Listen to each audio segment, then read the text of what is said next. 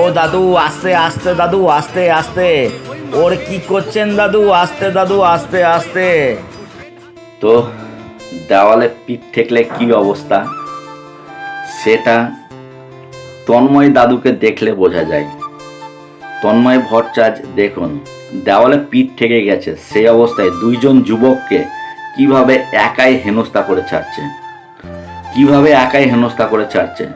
তার মানে দেওয়ালে পিঠ ঠেকলে, দেওয়ালে পিঠ ঠেকলে নেকড়েও টাইগার হয়ে যায়, সেটা তার জ্বলন্ত উদাহরণ।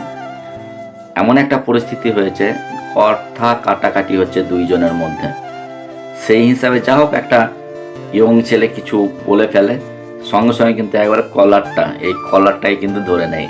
একজনের কলার ধরলে আর একজন এগিয়ে এলে আর একজনকে আর এক হাতে, দুই হাতে যে কলারটা ধরেছে দেখবার মতো ছিল। একেবারে মনে হচ্ছিল রয়্যাল বেঙ্গল টাইগার, একেবারে রয়্যাল বেঙ্গল টাইগার।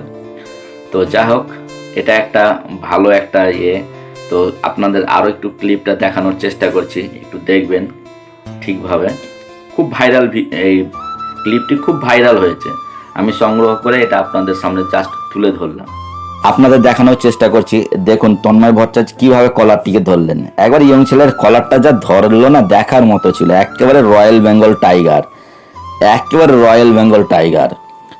যে বললাম না আপনাদের, যে দেওয়ালে পিঠ ঠেকলে কি অবস্থা হয়, একেবারে রয়্যাল বেঙ্গল টাইগার। এক সময়ে বেঙ্গল টাইগার ছিলেন, সেই যে ভাবমূর্তি একেবারে আবার ফুটিয়ে তুলেছেন। তার হিংস্রতা দেখুন কিভাবে। কিন্তু ইয়ং ছেলেগুলো যদি মনে করতো তাহলে তন্ময় দাদুর কি অবস্থা হতো।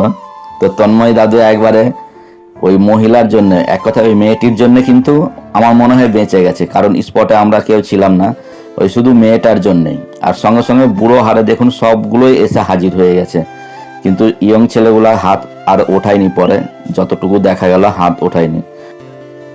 তো দাদু দাদু ভালোই হাত উঠিয়েছিল, ব্যাপক হাত উঠিয়েছে। তো হাত উঠানোটা দেখার মতো, বললাম না রয়্যাল বেঙ্গল টাইগার। তো যতই হোক, ইয়ং ছেলেগুলো সত্যি খুব ভদ্র মনে হলো, কারণ ওনারা কোন দলে ছিল সেটা অতটা বোঝা যায়নি ক্লিপ দেখে। তো আপনারাই বিচার করবেন কেন, যে তন্ময় দাদু এটা ঠিক করেছে না ভুল করেছে। কারণ সত্যি ইয়ং ছেলেগুলো হাত, পরবর্তীতে আরও ছেলে নিশ্চয় জড়ো হয়ে যেত। তো যদি হাত তুলতো তাহলে কি অবস্থা হতো। কারণ যদি ইগোতে নিয়ে নেয়, ছেলে দুটো ইগোতে নিয়ে নিত, তাহলে কি অবস্থা হতো। তো যা হোক, পরবর্তীতে আর সেরকম কোনো কিছু শোনা যায়নি। আপাতত ঠিক আছে। তো আজ এই পর্যন্ত, নমস্কার।